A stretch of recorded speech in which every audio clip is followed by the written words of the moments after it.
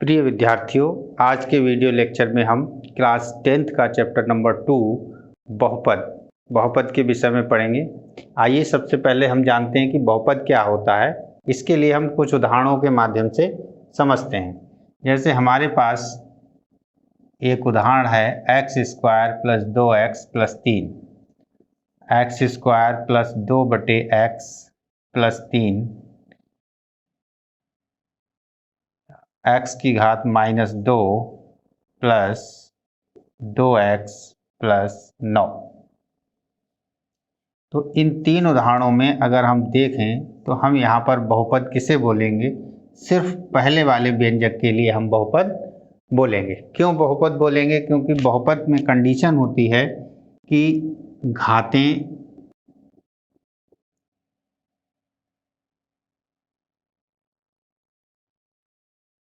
ऋणेतर संख्याएं होनी चाहिए। ऋणेतर को हम बोलते हैं नॉन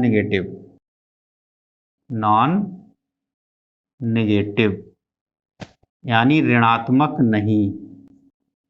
ऋणेतर का मतलब है ऋणात्मक ना हो। ठीक, यानी कि हमारे पास बहुपद की परिभाषा में ये शब्द आता है कि घातें ऋणेतर होनी चाहिए, और ऋणेतर का शब्द है ऋणात्मक ना हो।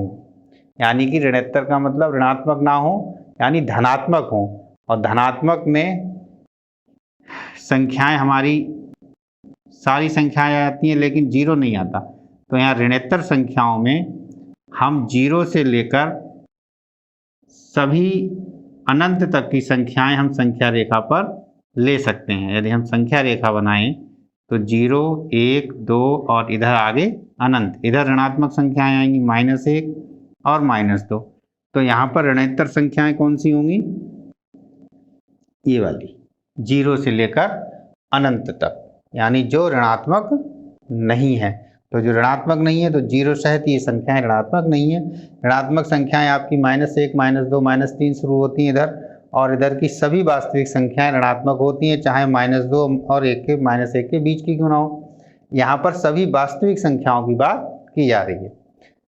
तो ऋणेतर संख्याएं 0 से लेकर अनंत तक जितनी भी संख्याएं आएंगी आपकी, वो सभी ऋणेतर संख्याएं होंगी, यानी वो सब नॉन नेगेटिव होंगी, ऋणात्मक नहीं होंगी। तो यहाँ पर हमें घात को ये देखना है कि वो हमारी ऋणेतर संख्या होनी चाहिए, यानी ऋणात्मक नहीं होनी चाहिए। समझ सकते हैं कि वो धनात्मक हो, लेकिन धनात्मक में जीरो भी हो सकती है। एक केस ये है कि जीरो भी हो सकती है, इस वजह से हमने यहाँ पर शब्द यूज किया ऋणेतर, इसमें जीरो आ जाता है। धनात्मक संख्याएं जब हम बात करते हैं तो उसमें जीरो नहीं आता, जीरो से आगे की सारी संख्याएं हमारी आ जाती हैं, चाहे वो 1/2 हो, 1/3 हो, 1/5 हो, वो सब धनात्मक आ जाएंगी, लेकिन जीरो नहीं आएगा। बस जीरो को हमें लेने के लिए ही हमने यहाँ शब्द लगाया ऋणेतर। इतनी बात समझ में आ गई कि ऋणेतर संख्याएं क्या होती हैं। तो अब बहुपद की परिभाषा में बहुपद की जो घातें हैं वो ऋणेतर होनी चाहिए, यानी हम इसे कह सकते हैं धनात्मक ही होनी चाहिए। अब देखें तो यहाँ पर x की घात 2 है, धनात्मक है। यहाँ पर x की घात 1 है, x की घात 1 है, धनात्मक है। और यहाँ पर अगर कोई घात नहीं है तो इसे हम लिखते हैं x की घात 0। भाई यहाँ x नहीं है तो x की घात 0 समझ सकते हैं, माइंड में होना चाहिए। और x की घात 0 यानी किसी भी संख्या की घात 0 कितना होता है? 1। ये आप पिछली क्लासेस में पढ़ चुके हैं। तो यहाँ अगर कांस्टेंट नियतांक वैल्यू है 3, इसका मतलब उसके साथ x की घात 0 लगी हुई है, यानी कि ऋणेतर संख्या है। ये जो 0 आ रही है यहाँ पर x की घात 0 है, ऋणेतर है, यानी घातें हमारी ऋणेतर यहाँ पर दिखाई दे रही हैं। पहली बात तो ये हमारी सही हो गई। दूसरी कंडीशन ये होती है कि ऋणेतर तो हो, लेकिन दूसरी कंडीशन यहाँ पर आती है कि यहाँ पर हमारी घातें फ्रैक्शनल ना हो, भिन्नात्मक ना हो। तो यहाँ हम कहते हैं कि घातें हमारी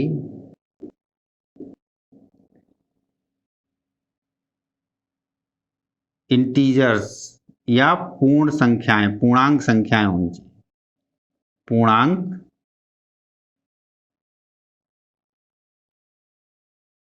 होनी चाहिए। ठीक है, घातें क्या होनी चाहिए? पूर्णांक होनी चाहिए। पूर्णांक का मतलब जो यहाँ लिखा हुआ है 0, 1, 2 और अनंत तक पूर्णांक होनी चाहिए। इसका मतलब क्या नहीं होनी चाहिए? यानी कि 1/2, 2/4 या इसे हम लिख सकते हैं P/Q के रूप की नहीं होनी चाहिए, या सीधे लिख सकते हैं हम भिन्नात्मक नहीं होनी चाहिए। सब ले लिखते हैं भिन्नात्मक नहीं होनी चाहिए। ठीक है, भिन्नात्मक नहीं होनी चाहिए तो क्या मतलब हो गया कि हमारी पूर्णांक होनी चाहिए, घातें सभी हमारी पूर्णांक होनी चाहिए। तो अब देखिए यहाँ पर ये जो दो केस हैं वो किस वजह से कट रहे हैं कि ये जो घात x जो है हमारा बटे में आ रहा है। जब हम इसको ऊपर ले जाएंगे तो x की घात 2 + 2 ये हो जाएगा x की घात -1, क्योंकि हर से अंश में जब हम की संख्या को ले जाते हैं तो उसकी घात का चिन्ह बदल जाता है। तो ये हो गया x की घात -1 + 3। तो यहाँ पर देखिए घात हमारी ऋणात्मक आ गई, जो कि हमारी परिभाषा से मेल नहीं खाती है, अतः ये वाला जो है बहुपद नहीं है। यहाँ पर देखिए ये भी घात हमारी ऋणात्मक आ गई, यानी कि ये हमारा बहुपद नहीं है। अब देखिए अगर हम एक एग्जाम्पल और लेते हैं x² + √3 x की घात 1/2 + 7। तो यहाँ देखिए x की घात हमारी क्या आ रही है? यहाँ पर भिन्नात्मक आ रही है। भिन्नात्मक का मतलब है ये पूर्णांक नहीं है। और यहाँ पर एक उदाहरण यदि हम ये ले लें x की घात √7 + √3x + 9। घात क्या आ रही है? √7, यानी कि √7 जो वैल्यू है, वर्गमूल 7 जो वैल्यू है वो भी पूर्णांक नहीं है। भाई जब पूर्णांक नहीं है, क्यों नहीं है? क्योंकि वर्गमूल 7 का जब वर्गमूल निकालोगे तो वो दशमलव में आएगा, और दशमलव संख्याएं ही क्या होती हैं? सभी भिन्नात्मक संख्याएं होती हैं, क्योंकि दशमलव संख्याओं को भिन्न में लिखा जा सकता है और भिन्नात्मक संख्याओं को दशमलव में लिखा जा सकता है। तो यहाँ पर दशमलव आ गई अर्थात भिन्नात्मक आ गई, यानी वर्गमूल 7 जो है घात दशमलव रूप में होगी, यानी भिन्नात्मक रूप में होगी, भिन्नात्मक नहीं होना चाहिए, यानी कि ये हमारा भी बहुपद नहीं निकला। ठीक, अब यदि हम एक उदाहरण इस तरीके से ले लें x की घात 7 + वर्गमूल 7 x + 7। अब देखिए यहाँ पर घात हमें देखनी है। घात हमारी क्या है? पूर्णांक है। 1, 2, 3, 4, 7, 8, 9, 10 लेके अनंत तक ये सब संख्याएं क्या होती हैं? पूर्णांक होती हैं, और धनात्मक भी है। यहाँ पर x की घात 1 है, पूर्णांक है, धनात्मक भी है। यहाँ x की घात 0 है, पूर्णांक है और ऋणोत्तर है। अर्थात ये हमारा जो है बहुपद है। ठीक, तो यदि हमें ये चेक करना है कि कौन सा हमारा व्यंजक बहुपद है और कौन सा व्यंजक बहुपद नहीं है, तो हमें इन दो पॉइंट्स पर जाना पड़ेगा। घातें ऋणोत्तर होनी चाहिए और घातें पूर्णांक होनी चाहिए। यानी बहुपद की यदि हम एक लाइन में बात करें तो हम कह सकते हैं कि व्यंजक की घातें ऋणोत्तर पूर्णांक होनी चाहिए। ठीक, ऋणोत्तर पूर्णांक होनी चाहिए। इसे अंग्रेजी में कहते हैं non negative integer. Non negative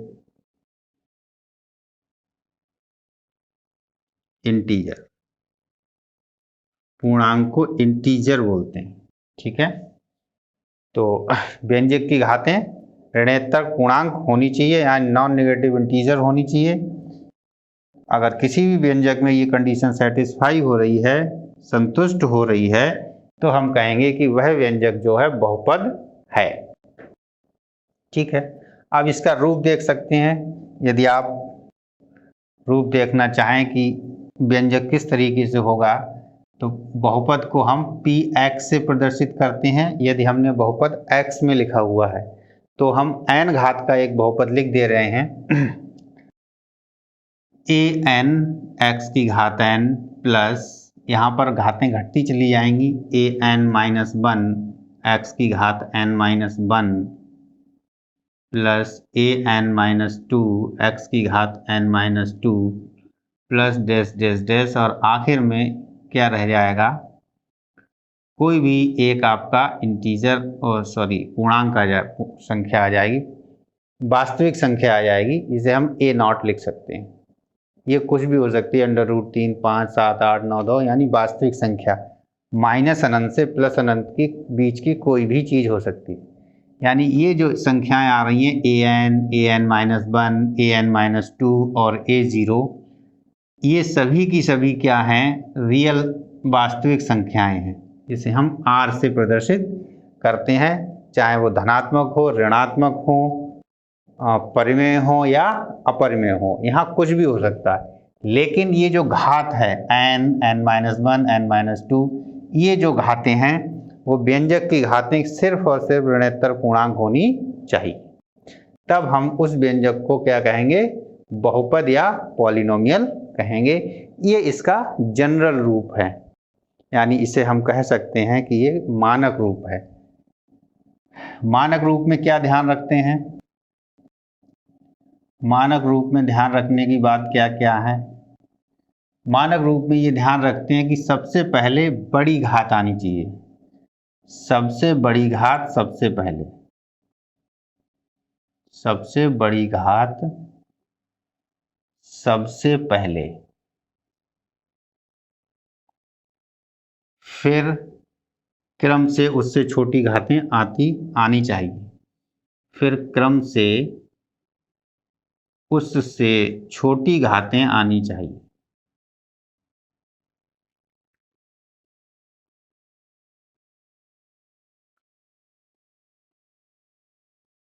ठीक, यानी एक शब्द में कहें तो ये जो घातें हैं वो घटते क्रम में होनी चाहिए, सबसे बड़ी घात, फिर उससे छोटी, उससे छोटी, उससे छोटी, यानी कि घटते क्रम में। और घटते क्रम को हम शुद्ध गणितीय भाषा में कहते हैं अवरोही क्रम। यानी यदि हमने व्यंजक को अवरोही क्रम की घातों में उसे लिख दिया, तब वो हमारा कहलाएगा मानक रूप। क्लियर?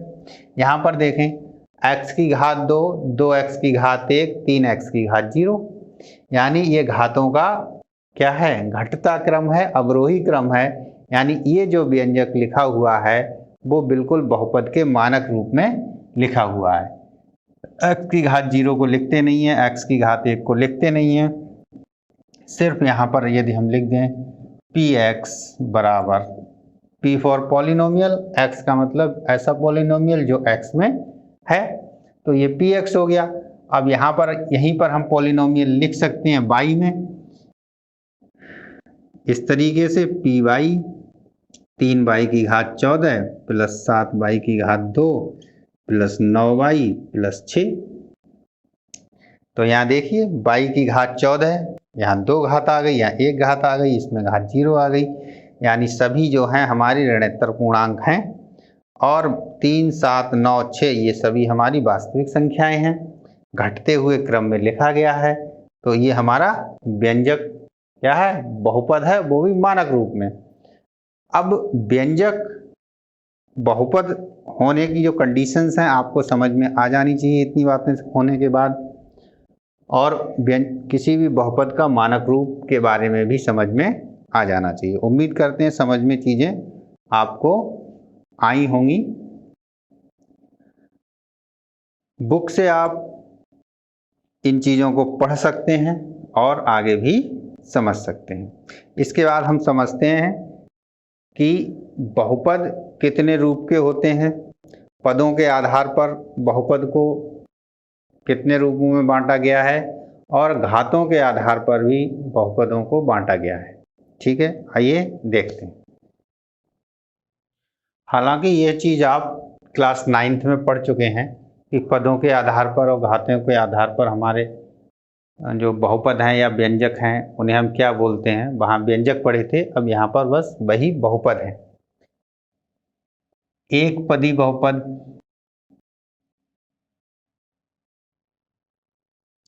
एक पदी बहुपद क्या होगा, जिसमें सिर्फ और सिर्फ एक पद हो। जैसे हमने लिख दिया px बराबर 2x की घात 7, सिर्फ एक पद है। py बराबर 9y, और कुछ नहीं, सिर्फ एक पद है।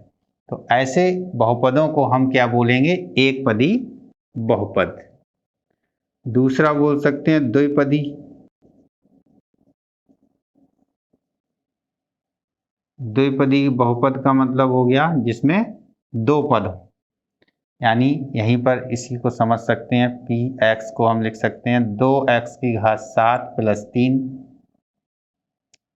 दो पद हो गए, प्लस का चिन्ह आ गया तो एक पद ये और एक पद ये हो गया।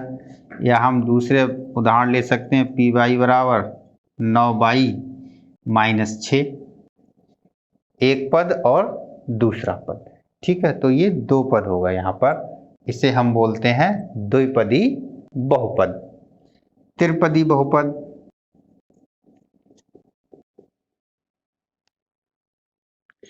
जैसा कि शब्द बता रहा है कि यहाँ पर तीन पद हो सकते हैं। पी एक्स को हम लिख सकते हैं 2x की घात 7 प्लस 3x की घात 6 प्लस 9। पी वाई में हम अब यहाँ तो नहीं लिख सकते क्योंकि एक घात आ गई और शून्य घात आ गई, शून्य से छोटी घात हो नहीं सकती, क्योंकि शून्य से छोटी घात लेंगे तो वो ऋणात्मक हो जाएगी और ऋणात्मक घातें बहुपद में संभव नहीं है। तो इसका मतलब ये कुछ इस तरीके से लिख सकते हैं, 2y की घात 3 प्लस 9y प्लस 6, तो ये त्रिपदी बहुपद हो गया। कोई जरूरी नहीं सभी प्लस हो, कोई प्लस भी हो सकता है, कोई माइनस भी हो सकता है, ठीक है, लेकिन प्लस माइनस के चिन्ह से ही हम बहुपद को, बहुपद के पदों को देखते हैं, गुणा से या भाग से नहीं।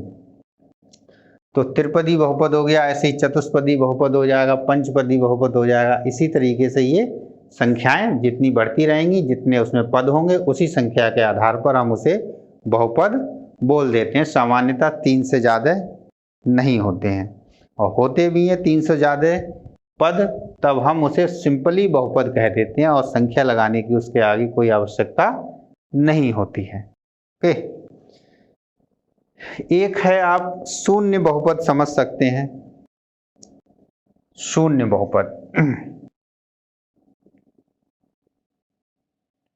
शून्य बहुपद इस तरीके का बहुपद होता है। अब उसमें शून्य पद हो सकते हैं, यानी कोई पद हो ही नहीं। तो कोई पद जब नहीं होगा तो वो कैसे बन सकता है, यानी कि जो हमारे गुणांक हैं अगर वो सभी शून्य हो जाए, ठीक, x के गुणांक यहाँ पर क्या है, सभी शून्य हो जाए। 9 क्या है, x की घात 0 का गुणांक है, तो x के गुणांक सभी शून्य हो जाएं, ऐसे बहुपद को हम शून्य बहुपद बोलते हैं। अब यहाँ पर शून्य बहुपद में आप कितने भी पद दिखा सकते हैं, सिर्फ, यानी शून्य बहुपद को हम, ये भी हमारा शून्य बहुपद हो गया, पी एक्स बराबर शून्य, या पी एक्स बराबर x की घात शून्य गुणांक लगाइए और x की घात 2 प्लस 0x प्लस 0। अब आपको लगेगा कि यहाँ 3 पद हैं, लेकिन 3 पद ना होके सिर्फ एक शून्य है। शून्य की गुणा कराइए, शून्य की गुणा कराइए, शून्य, और सभी की गुणा करने पर शून्य से जब भी हम किसी संख्या में गुणा करते हैं तो शून्य आता है, यहाँ भी शून्य आएगा, यानी शून्य की गुणा कराएंगे ये शून्य, इसे गुणा कराएंगे शून्य और ये शून्य, और तीनों शून्यों को जब जोड़ेंगे तो भी हमें शून्य मिलेगा, यानी शून्य का मतलब कुछ भी नहीं, यानी कोई पद नहीं। तो शून्य बहुपद इस तरीके का होता है। परिभाषित हम ऐसे करेंगे कि x के सारे गुणांक, सभी के सभी गुणांक शून्य होने चाहिए, ऐसे बहुपद को हम शून्य बहुपद कहते हैं। ठीक है, उम्मीद करते हैं आपको ये चीज़ें समझ में आई होंगी। पदों के आधार पर बहुपद हमारे इस तरीके से परिभाषित किए गए हैं। घातों के आधार पर बहुपद, तो घातों के आधार पर बहुपद अगर हम देखें तो पहला जो बहुपद होगा हमारा, अगर हम उसमें पहली एक घात लेके चलें तो उसे हम बोलते हैं रैखिक बहुपद। क्या बोलते हैं? रैखिक बहुपद। तो रैखिक बहुपद क्या होंगे? सिर्फ एक घात के होंगे। सिर्फ अगर हमने लिख दिया x तो ये एक घातीय है, x में घात एक है तो ये भी रैखिक बहुपद हो गया, या हमने लिख दिया x प्लस 2 तो ये भी रैखिक बहुपद हो गया। यहाँ सिर्फ एक पद है, यहाँ पर दो पद है। उसके बाद द्विघात बहुपद।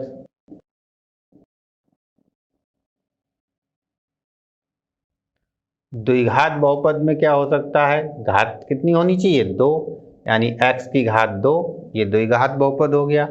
x की घात 2 प्लस 6, ये भी द्विघात बहुपद हो गया। x की घात 2 प्लस x प्लस 3, ये भी द्विघात बहुपद हो गया। ठीक, ये जो है द्विघात बहुपद का एक मानक रूप हो गया। इसका मानक रूप द्विघात बहुपद का ये हो सकता है ax की घात 2 प्लस bx प्लस c। ठीक, ये इसका मानक रूप है।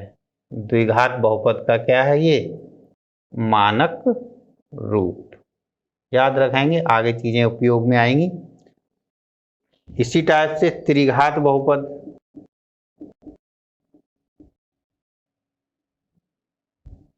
यानी कि बहुपद में घात क्या होनी चाहिए? 3 घात होनी चाहिए। x की घात 3, x की घात 3 प्लस 6, x की घात 3, 6x प्लस 7। इस तरीके से घात 3 हो, सबसे बड़ी घात 3 हो। ऐसा नहीं है कि घात 3 दिख रही है, सबसे बड़ी घात 3 हो। ऐसे ही रैखिक बहुपद में सबसे बड़ी घात 1, द्विघात बहुपद में सबसे बड़ी घात 2, त्रिघात बहुपद में सबसे बड़ी घात 3, चतुर्घात बहुपद में सबसे बड़ी घात 4। तो इस तरीके से हम घातों के आधार पर बहुपदों का वर्गीकरण कर लेते हैं। चतुर्घात बहुपद का भी एक उदाहरण ले लीजिए।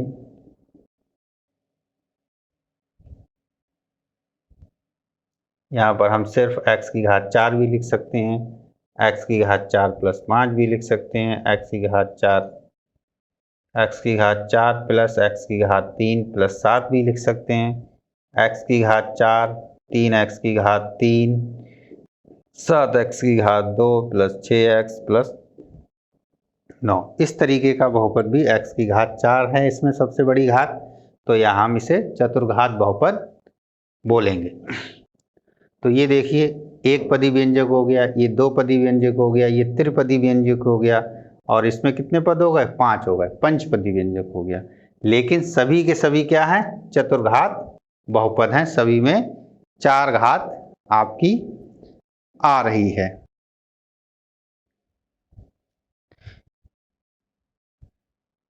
शून्य घात बहुपद। शून्य घात बहुपद भी आपका हो सकता है। जब एक घात बहुपद है तो यहाँ पर हम शून्य घात, जैसे शून्य बहुपद है तो शून्य घात बहुपद भी हो सकता है।